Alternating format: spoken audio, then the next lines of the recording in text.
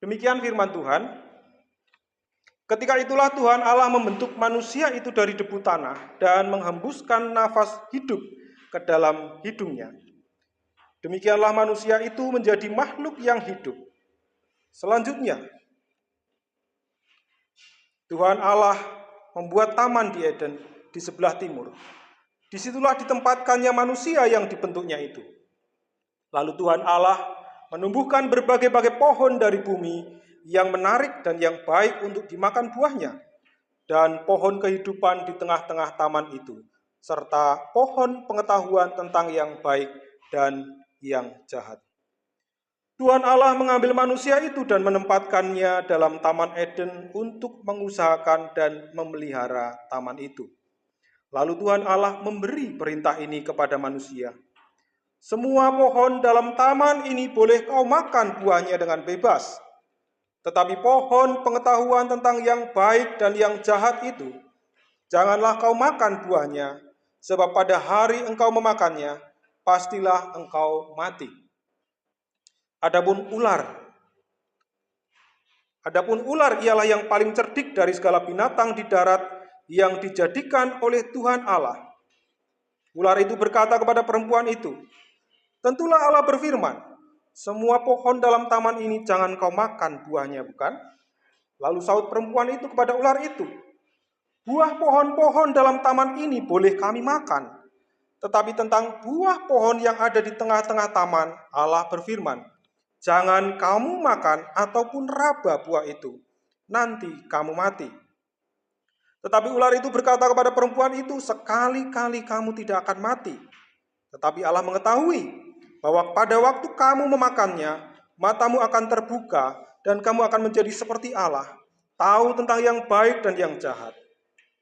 Perempuan itu melihat bahwa buah pohon itu baik untuk dimakan dan sedap kelihatannya. Lagi pula, pohon itu menarik hati karena memberi pengertian. Lalu ia mengambil dari buahnya dan dimakannya dan diberikannya juga kepada suaminya yang bersama-sama dengan dia, dan suaminya pun memakannya. Maka terbukalah mata mereka berdua, dan mereka tahu bahwa mereka telanjang. Lalu mereka menyemat daun pohon ara dan membuat cawat. Demikian kebenaran firman Tuhan. Saudara-saudara yang terkasih dalam Tuhan, di dunia jurnalistik ada satu ungkapan, the bad news is good news. The bad news is good news. Jadi bagi para wartawan, bagi media, kabar buruk itu justru bernilai tinggi.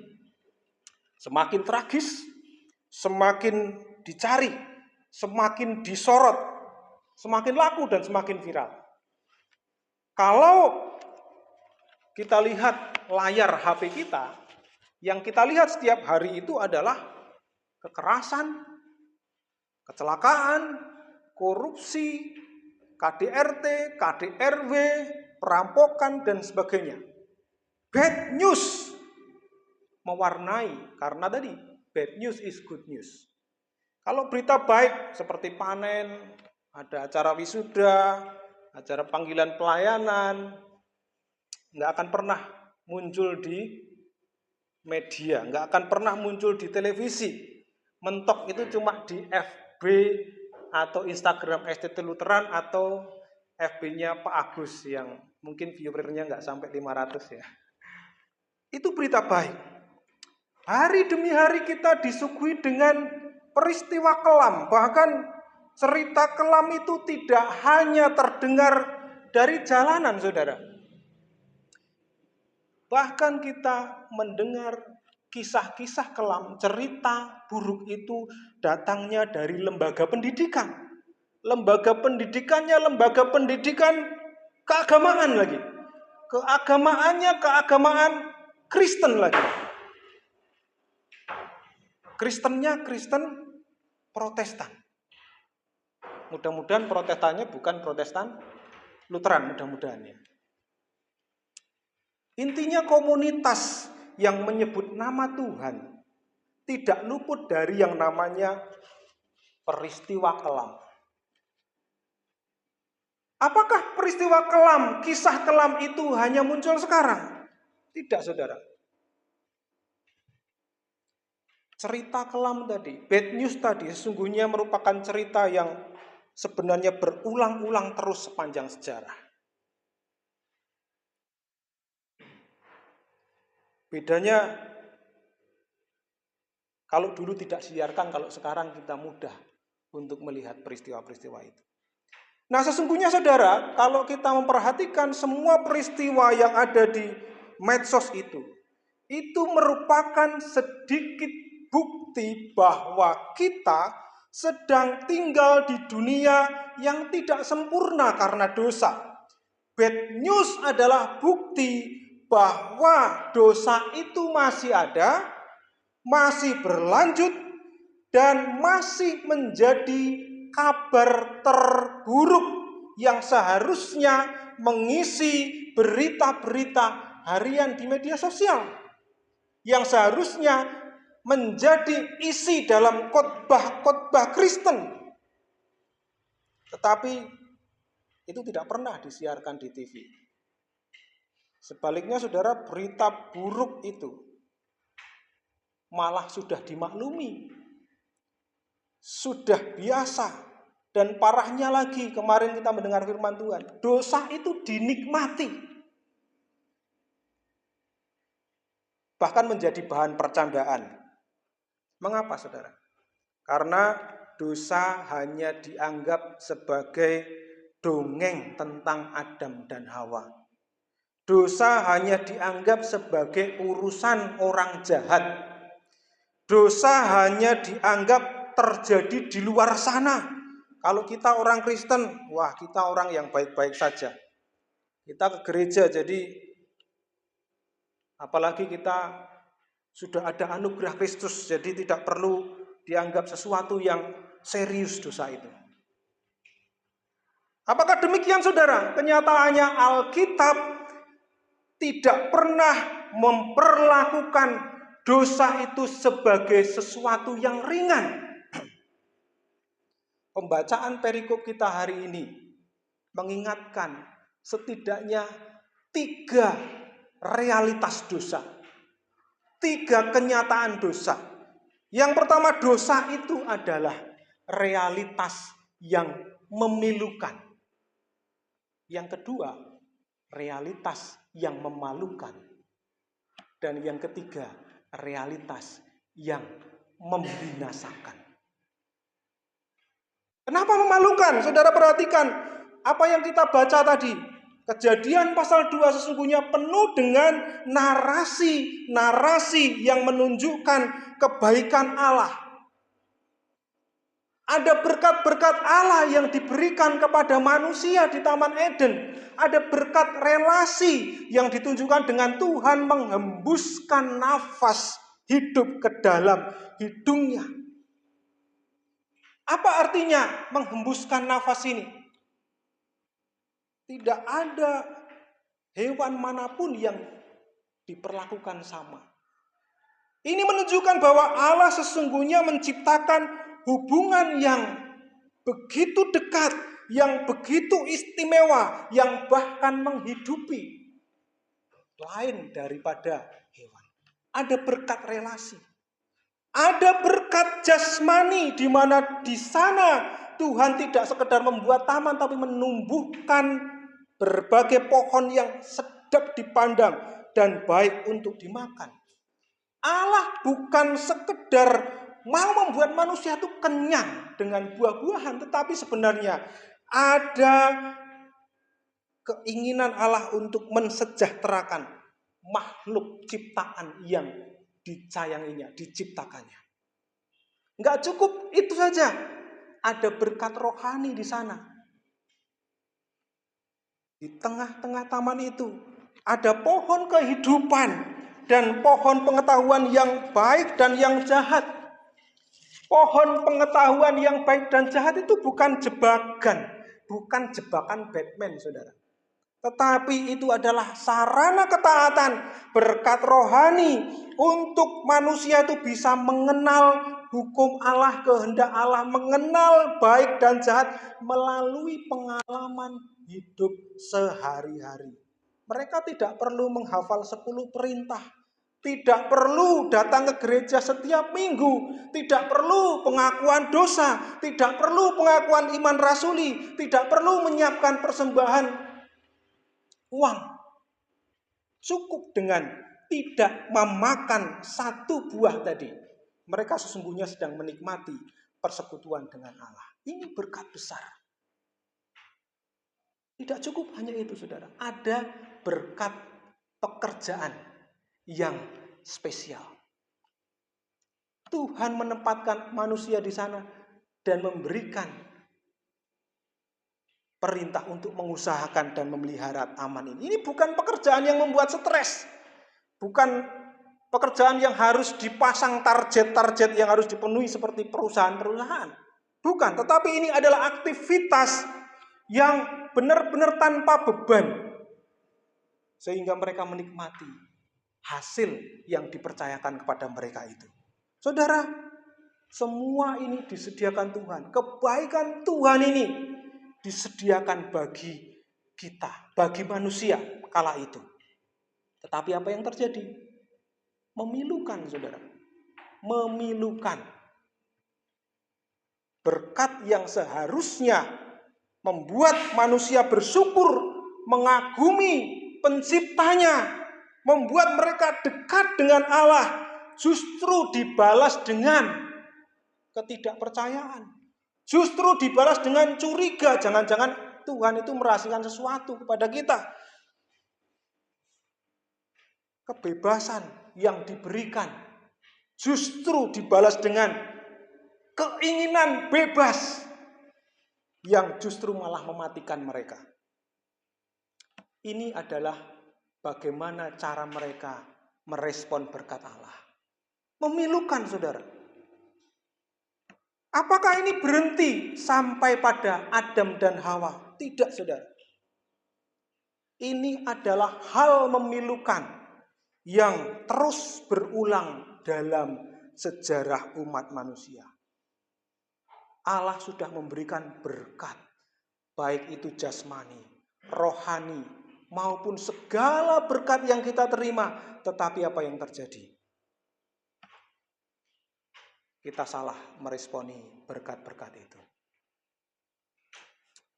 Baru-baru ini ada satu kisah di televisi yang viral, bahwa ada seorang penerima beasiswa di luar negeri tetapi justru malah bangga kalau anaknya menjadi warga negara asing. Viral, saudara. Karena apa? Karena pemerintah sudah menggelontorkan beasiswa yang jumlahnya menurut berita terakhir itu semua kalau ditotal itu 7,7 miliar. Saya nggak bisa bayangkan itu. Nolnya berapa ya. Tetapi apa yang terjadi? Dia bangga ketika anaknya menjadi warga negara asing. Orang yang memberi merasa dikhianati. Saudara, bukankah kita melakukan itu setiap hari, setiap saat, ketika kita mengkhianati Tuhan, ketika berkat-berkat Tuhan tidak kita syukuri, ketika kita merasa kurang dengan berkat Tuhan, bahkan meragukan firman-Nya, memilukan. Yang kedua, dosa itu memalukan. Realitas yang memalukan. Tertulis di dalam Alkitab yang tadi kita baca, semua pohon ini boleh kau makan buahnya dengan bebas. Hanya satu buah dari sekian buah yang tidak boleh dimakan. Pencobanya siapa? Seekor ular, saudara. Sekalipun ini paling cerdik dari segala binatang, tetapi itu ular. Tidak sebanding dengan manusia. Penggodanya itu sepele. Penggodaan hadir dalam bentuk yang sepele, yang tidak masuk akal. Bukankah kita sama? Hal sepele seringkali membuat kita berdosa dan menyenangi dosa. Bukankah itu sesuatu yang memalukan? Memalukan, saudara, karena pada akhirnya dosa itu membuat Adam dan Hawa melihat ketelanjangan sebagai sesuatu yang memalukan dan harus ditutupi.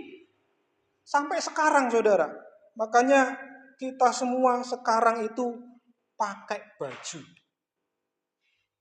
Itu usaha yang sebenarnya digagas oleh leluhur kita Adam dan Hawa. Hanya dimodifikasi dan diberi merek. Jadi semahal apapun, setrendy apapun baju saudara itu, baju kita itu sebenarnya adalah fakta yang tak terbantahkan bahwa kita ini adalah orang-orang yang sedang dipermalukan karena dosa-dosa kita. Semahal apapun, itu adalah penutup dosa. Termasuk baju pastor ini. Penutup dosa. Usaha penutup dosa, saudara. Usaha yang gagal. Apakah kita berarti, tidak perlu pakai baju saja, Pak? Kalau kita tidak mau pakai baju di dunia yang sudah penuh dosa, itu berarti itu tidak punya rasa malu di tengah-tengah realitas dosa yang memalukan. Hanya orang gila yang melakukan itu. Dosa semakin memalukan, saudara, ketika kita hanya mencoba menutupi dosa itu dengan penampilan, dengan gaya hidup, dengan hanya berhenti berbuat dosa, itu tidak akan menyelesaikan atau menutupi dosa. Mungkin itu tertutupi di mata manusia, tetapi faktanya dosa masih memalukan. Dosa tidak akan selesai hanya dengan berhenti berbuat dosa. Karena dosa itu diibaratkan utang. Kalau saudara punya utang dan berhenti berbuat utang atau mengutang, saudara tidak akan selesai, tidak akan lunas utangnya. Kita butuh orang yang menebus dosa kita. Yang ketiga, dosa itu realitas yang mematikan. Apa yang terjadi dengan Adam dan Hawa pada waktu itu? Hawa tidak hanya makan sendiri, dia akhirnya mengajak Adam dalam keputusannya. Akhirnya Adam pun makan dan memilih sehidup semati dengan istrinya dibandingkan dengan Allah. Ketika Adam memilih sehidup semati dengan Hawa daripada relasi dengan Allah, disitulah relasi dengan Allah terputus. Hubungan kita, persekutuan kita dengan Allah terputus, dan itulah yang sesungguhnya disebut sebagai kematian sejati. Dosa memilukan, dosa memalukan, dan dosa membinasakan. Bukan hanya untuk Adam dan Hawa, tetapi untuk saya dan saudara. Siapapun kita, siapapun suku kita, jabatan kita, pendidikan kita, penampilan kita punya dosa yang 3M. Memalukan, memilukan, dan membinasakan. Ketika hati tidak puas dengan apa yang sudah Tuhan berikan, disitulah kita hidup dalam dosa yang memilukan. Ketika kita menutupi pelanggaran-pelanggaran kita dengan penampilan kita, dengan reputasi kita, dengan pelayanan kita, disitulah kita hidup dalam dosa yang memalukan. Ketika kita menempatkan opini, pengaruh ajaran lain, figur lain di atas firman Tuhan, disitulah kita hidup dalam dosa yang mematikan.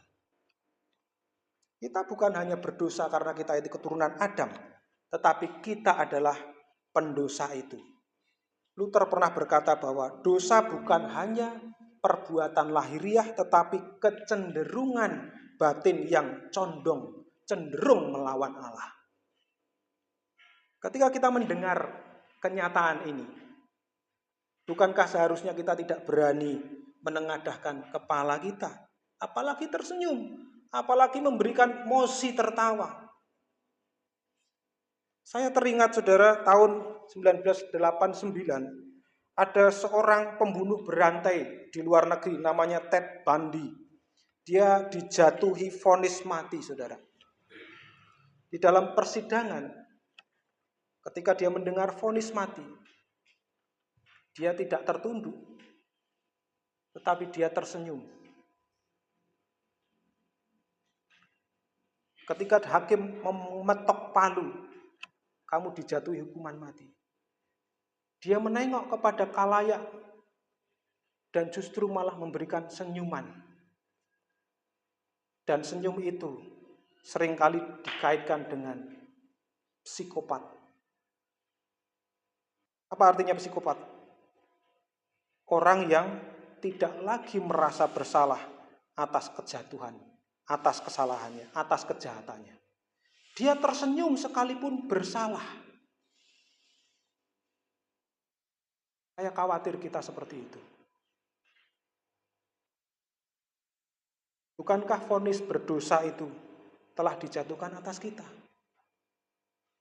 Masihkah kita tersenyum dan berani berkata, semua baik-baik saja? Saudara, dosa itu benar-benar memilukan, memalukan dan mematikan. Seharusnya kita tertunduk, menyesali diri, dan menjadi orang yang merindukan grasi, merindukan pengampunan, memohon belas kasihan. Seharusnya kita adalah orang yang paling merindukan pengampunan.